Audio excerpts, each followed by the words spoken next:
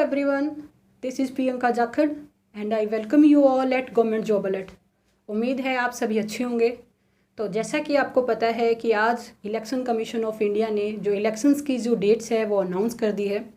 और अगर मैं बात करूँ इलेक्शंस की, तो जो इलेक्शंस है वो 7 फेजेज़ में कंडक्ट करवाए जाएंगे, जिसमें 7th यानी कि लास्ट फेज़ में जो इलेक्शंस कंडक्ट होंगे वो होंगे पंजाब और चंडीगढ़ में। तो इसी के साथ बहुत सारे कैंडिडेट की क्वेरी जा रही है, बहुत सारे कैंडिडेट के क्वेश्चंस आ रहे हैं कि मैम कि अब जो रिक्रूटमेंट पहले से अंडर प्रोग्रेस है, क्या वो रिक्रूटमेंट अब कंप्लीट नहीं होगी? ऐसी रिक्रूटमेंट जहाँ पे सब कुछ हो चुका है, सिर्फ कैंडिडेट की ज्वाइनिंग ही बाकी है, क्या कैंडिडेट को अब ज्वाइनिंग नहीं दी जाएगी? क्या कोड ऑफ कंडक्ट के दौरान न्यू रिक्रूटमेंट के लिए नोटिफिकेशन जारी नहीं किया जा सकता? इसके अलावा कोड ऑफ कंडक्ट के दौरान क्या प्रमोशन और ट्रांसफ़र, जिसको लेकर बहुत ज़्यादा क्वेरी जाती है कैंडिडेट की, क्या नहीं किए जा सकते? तो आज की इस वीडियो में हम इन सभी टॉपिक पे डिस्कस करेंगे और जो भी इंफॉर्मेशन मैं आपको इस वीडियो में दूंगी वो बिल्कुल 100% एंड ऑथेंटिक इन्फॉर्मेशन मैं आपके साथ शेयर करूंगी और विद प्रूफ मैं आपके साथ इन्फॉर्मेशन शेयर करूंगी। तो ये वीडियो आप सभी के लिए बहुत ज़्यादा इंपॉर्टेंट होने वाली है, तो इस वीडियो को आप बिल्कुल भी स्किप मत कीजिएगा, एंड तक बहुत अच्छे से इस वीडियो को देखिएगा। और आई एम डैम श्योर कि ये वीडियो देखने के बाद आपका एक भी क्वेश्चन या फिर एक भी डाउट नहीं रहेगा। तो सबसे पहले तो देखिए, अगर हम बात करें कि क्या कोड ऑफ कंडक्ट लागू हो चुका है, तो जी बिल्कुल आज की डेट से ही कोड ऑफ कंडक्ट यानी कि आचार संहिता लागू हो चुकी है। क्योंकि देखिए, जिस दिन से जो इलेक्शन कमीशन ऑफ इंडिया जो इलेक्शंस की डेट अनाउंस करता है, उसी दिन से कोड ऑफ कंडक्ट लागू हो जाता है। तो यानी कि आज से ही कोड ऑफ कंडक्ट लागू हो चुका है। तो अब इसके बाद बहुत सारे जो कैंडिडेट की जो मेनली जो क्वेरी थी वो थी ईटीटी कैंडिडेट के रिगार्डिंग कि ईटीटी 2364 की जो रिक्रूटमेंट है और ईटीटी 5994 की रिक्रूटमेंट है, जो कि अभी अंडर प्रोग्रेस है। क्योंकि ईटीटी 2364 की रिक्रूटमेंट आए अप्रोक्सीमेट मोर देन 3 ईयर्स हो चुके हैं और 5994 की रिक्रूटमेंट को भी एग्ज़ाम हुए मोर देन 1 ईयर हो चुका है। सिर्फ जो पेंडिंग है वो है सिर्फ ज्वाइनिंग। तो क्या कोड ऑफ कंडक्ट यानी कि आचार संहिता के दौरान क्या कैंडिडेट को ज्वाइनिंग दी जा सकती है?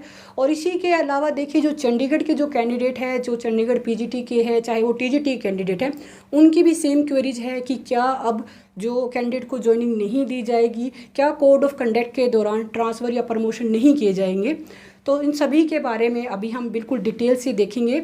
इससे पहले अगर आपने अभी तक इस चैनल को सब्सक्राइब नहीं किया तो प्लीज़ इस चैनल को ज़रूर सब्सक्राइब करें। बिल्कुल ऑथेंटिकेटेड एंड एक्यूरेट इन्फॉर्मेशन मैं आपके साथ इस चैनल पे शेयर करती हूँ। तो देखिए, कोड ऑफ कंडक्ट को हमें थोड़ा सा समझने की ज़रूरत है कि किस तरह से कोड ऑफ कंडक्ट के क्या रूल्स है, क्या रेगुलेशंस है और एक्चुअल में क्या कुछ कहता है कोड ऑफ कंडक्ट। तो सबसे पहली बात तो देखिए, इलेक्शन कमीशन ऑफ इंडिया जो क्या है कि वो एक कोड ऑफ कंडक्ट के रिगार्डिंग पूरा मैनुअल जारी करता है कि कोड ऑफ कंडक्ट के दौरान कौन कौन से रूल्स एंड रेगुलेशन फॉलो किए जाएंगे और कौन कौन सी ऐसी एक्टिविटीज़ है जो रिस्ट्रिक्टेड है। तो इसी को लेकर कैंडिडेट के माइंड में बहुत ही अजीबोगरीब बहुत सारे भ्रांतियाँ ऐसी फैली हुई है कि ये नहीं किया जा सकता, कोड ऑफ कंडक्ट के दौरान ज्वाइनिंग नहीं दी जाएगी, ये नहीं होगी। तो अभी आप पूरा अच्छे से समझिएगा। देखिए, कोड ऑफ कंडक्ट में क्या है कि इलेक्शन कमीशन ऑफ इंडिया ने 2019 में कोड ऑफ कंडक्ट का एक पूरा मैनुअल जारी किया, जिसमें एग्जैक्ट बिल्कुल बहुत ही अच्छे तरीके से क्लेरिफाई किया गया है कि कौन से रूल्स एंड रेगुलेशन इम्प्लीमेंट होंगे during the code of conduct यानी कि आचार संहिता के दौरान। तो सबसे पहली बात तो देखिए, अगर हम बात करें तो आप जैसा कि अभी आप अपनी स्क्रीन पे देख पा रहे हो कि जब हम कोड ऑफ कंडक्ट मैनुअल को हम देखते हैं तो वहाँ पे एक चैप्टर नंबर 5 जिसकी हेडिंग है announcement of new schemes restrictions on financial and administrative matters.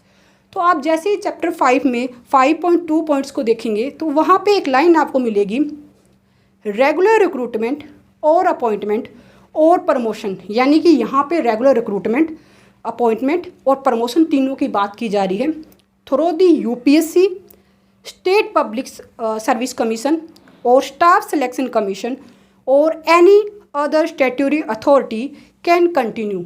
यानी कि जो भी रेगुलर रिक्रूटमेंट है, अपॉइंटमेंट है या फिर प्रमोशन है जो कि कंडक्ट की जाती है या फिर जो की जा रही है bye UPSC, state public service commission और स्टाफ सिलेक्शन कमीशन या फिर कोई भी स्टैट्यूटरी बॉडी, तो वो क्या कर सकती है, अपनी रिक्रूटमेंट को, प्रमोशन को कंटिन्यू कर सकती है। इसके अलावा देखिए, इसमें बोला गया है कि recruitment through non statutory bodies will require period clearance of the election commission, यानी कि अगर कोई नॉन स्टैट्यूटरी बॉडी अगर रिक्रूटमेंट को करना चाह रही है या फिर अपॉइंटमेंट देना चाह रही है या फिर प्रमोशन करना चाह रही है तो उन्हें क्या होगी, इलेक्शन कमीशन ऑफ इंडिया से परमिशन लेनी होगी। तो देखिए सबसे पहली बात हम थोड़ा सा इसके बारे में देखते हैं कि उम्मीद है आप सभी ने यूपीएससी, पब्लिक सर्विस कमीशन, इन सब के नाम सुने होंगे। थोड़ा सा मैं आपको इनके बारे में बता देती हूँ कि एक्चुअल में क्या है ये पूरी। देखिए जो यूपीएससी है, पब्लिक सर्विस कमीशन है, ये सभी क्या है, कॉन्स्टिट्यूशनल बॉडीज़ है। कॉन्स्टिट्यूशनल बॉडीज़ वो होती है जो कि अपनी पावर और फंक्शन कॉन्स्टिट्यूशन ऑफ इंडिया से ड्राइव करती है, यानी कि इन सब के बारे में कॉन्स्टिट्यूशन ऑफ इंडिया यानी कि भारत के संविधान में बिल्कुल अच्छे से क्लियरली मेंशन है। तो ये होती है कॉन्स्टिट्यूशनल बॉडी। इसके अलावा देखिए कुछ ऐसी बॉडीज होती है जो कि अनकॉन्स्टिट्यूशनल होती है, यानी कि वो क्या होती है, उनके बारे में कॉन्स्टिट्यूशन ऑफ इंडिया में कहीं भी जिक्र नहीं किया गया। इन बॉडीज़ को बाद में गवर्नमेंट ऑफ इंडिया ने time to time according to the requirement create किया है। इन्हीं में आती है स्टैट्यूटरी और नॉन स्टैट्यूटरी बॉडीज़। तो जैसे आप अभी स्क्रीन पे देख पा रहे हो कि जो नॉन कॉन्स्टिट्यूशनल बॉडीज़ होती है उनमें हम 2 पार्ट्स में डिवाइड कर सकते हैं, स्टैट्यूटरी और नॉन स्टैट्यूटरी बॉडीज़। तो सबसे पहले अगर हम बात करें स्टैट्यूटरी बॉडीज़ की, तो देखिए स्टैट्यूटरी बॉडीज़ वो होती है जिसे क्रिएट किया गया हो बाय लॉ और बाय एक्ट, जिसके रिगार्डिंग क्या हो, पार्लियामेंट में या स्टेट असेंबली में क्या किया गया, बाकायदा बिल्कुल अच्छे ढंग से एक एक्ट लाया गया हो, एक बिल पास किया गया हो और किसी एक्ट के अंडर उसे क्रिएट किया गया हो, तो वो सभी होती है स्टैट्यूटरी बॉडीज़। और नॉन स्टैट्यूटरी बॉडीज़ वो होती है जिन्हें सिर्फ एक एग्जीक्यूटिव ऑर्डर पास करके क्रिएट किया गया है, इनके बारे में कहीं भी कोई भी अच्छे से एक लॉ या फिर एक्ट पास नहीं किया गया, तो वो सभी होती है नॉन स्टैट्यूटरी बॉडीज़। तो देखिए अब जितनी भी कॉन्स्टिट्यूशनल बॉडीज़ है या फिर जितनी भी स्टैट्यूटरी बॉडीज़ है वो सभी बॉडी क्या कर सकती है कि कोड ऑफ कंडक्ट के दौरान यानी कि आचार संहिता के दौरान अपॉइंटमेंट भी कर सकती है, रिक्रूटमेंट भी कर सकती है और प्रमोशन भी कर सकती है। तो अगर अब आपको कोई ये कहे कि कैंडिडेट को ज्वाइनिंग नहीं दी जा सकती या फिर ये नहीं किया जा सकता, प्रमोशन नहीं किया जा सकता, तो आप बिल्कुल बिल्कुल श्योर रहिएगा कि ये सब चीज़ें की जा सकती है during the code of conduct. इसके अलावा जो नॉन स्टैट्यूटरी बॉडीज़ है, ऐसा नहीं है कि वो बिल्कुल भी कुछ भी नहीं कर सकती, वो भी कर सकती है, रिक्रूटमेंट और अपॉइंटमेंट, ज्वाइनिंग सब कुछ कर सकती है, बट उन्हें लेनी होगी परमिशन। परमिशन किससे? इलेक्शन कमीशन ऑफ इंडिया से। यानी कि इलेक्शन कमीशन ऑफ इंडिया जब भी उन्हें परमिशन देगा उसी के बाद ही वो ज्वाइनिंग दे सकते हैं। तो अब बात आ जाती है कि जो फिलहाल में जो चंडीगढ़ में जो टीजीटी, पीजीटी या फिर जो पंजाब में ईटीटी की रिक्रूटमेंट है जो अभी अंडर प्रोसेस है, जिनकी अभी बस सिर्फ ज्वाइनिंग ही बाकी है, उन रिक्रूटमेंट को जारी करने वाली जो बॉडी है वो किस तरह की बॉडी है। सबसे पहले बात तो देखिए, हम बात करें पंजाब एजुकेशन बोर्ड की, तो पंजाब एजुकेशन बोर्ड एक स्टैट्यूटरी बॉडी है जो कि अपने आप में एक इंडिपेंडेंट या फिर ऑटोनॉमस बॉडी है। तो एज पर रूल जो भी ईटीटी की रिक्रूटमेंट अभी अंडर प्रोग्रेस है उन सभी रिक्रूटमेंट को कंप्लीट किया जा सकता है। और ये जो इन्फॉर्मेशन दे रही हूँ मैं बिल्कुल 101% एक्यूरेट इन्फॉर्मेशन दे रही हूँ, और इसका मैंने प्रूफ भी अभी मैंने आपके साथ शेयर किया कि जो स्टैट्यूटरी बॉडीज़ है या फिर जो कॉन्स्टिट्यूशनल बॉडीज़ है वो during the code of conduct यानी कि आचार संहिता के दौरान कैंडिडेट की ज्वाइनिंग करवा सकती है। तो उम्मीद है कि अब आपका जो ये डाउट था कि कोड ऑफ कंडक्ट के दौरान ज्वाइनिंग नहीं दी जा सकती वो क्लियर हो चुका होगा, क्योंकि मैंने बहुत से कैंडिडेट के देखे जो कि डिफरेंट व्हाट्सएप ग्रुप पे या फिर टेलीग्राम ग्रुप पे बहुत सारी डिफरेंट सो कॉल्ड रूमर्स फैला रहे हैं कि ज्वाइनिंग नहीं हो सकती, अब तो जुलाई तक वेट करना पड़ेगा, ये होगा वो होगा। तो देखिए आप एजुकेटेड हो, आप टीचर हो, आपको अच्छे से इन्फॉर्मेशन होनी चाहिए कि एक्चुअल में रूल्स क्या बोलते हैं।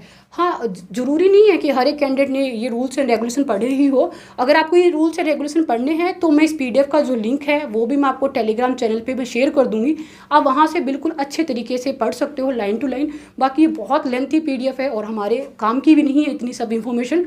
मेन जो पॉइंट्स थे जो एक टीचर के लिए या फिर एक कैंडिडेट की, एक एस्पिरेंट के लिए जो इंपॉर्टेंट थी बातें, वो मैंने आपके साथ अभी शेयर की है, आप ये पॉइंट देख सकते हो। तो अब उम्मीद है कि आपके जो डाउट्स थे कि ज्वाइनिंग के रिगार्डिंग क्या ज्वाइनिंग हो सकती है, बिल्कुल हो सकती है। और ईटीटी 23 चोट और 5994 देखिए 5994 की 4 अप्रैल को सुनवाई है और उम्मीद है कि कुछ पॉजिटिव आए और जो रिक्रूटमेंट अगर बहाल हो जाती है 4 अप्रैल को तो कैंडिडेट को ज्वाइनिंग दी जा सकती है। पर दी कब जाएगी ये डिपेंड करेगा कि डिपार्टमेंट कितना इंटरेस्टेड है, सरकार कितनी इंटरेस्टेड है इस रिक्रूटमेंट में या फिर इस कैंडिडेट को ज्वाइनिंग देने में। टोटली डिपेंड करेगा कि डिपार्टमेंट और सरकार क्या चाहती है।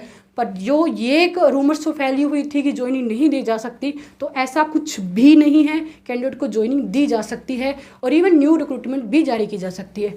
तो conclusion of this video is this कि कोड ऑफ कंडक्ट यानी कि आचार संहिता के दौरान न्यू रिक्रूटमेंट भी आ सकती है, कैंडिडेट की ज्वाइनिंग भी हो सकती है और जो प्रमोशन और जो ट्रांसफ़र है वो भी की जा सकती है। और इसका जो प्रूफ था वो भी मैंने आपके साथ शेयर कर दिया। तो अब उम्मीद है आपके जितने भी डाउट्स थे रिक्रूटमेंट के रिगार्डिंग वो सभी क्लियर हो गए होंगे। और अभी भी देखिए, अगर आप में से बहुत से कैंडिडेट ऐसे होंगे जो अभी भी कुछ कहेंगे कि नहीं ये इन्फॉर्मेशन गलत है।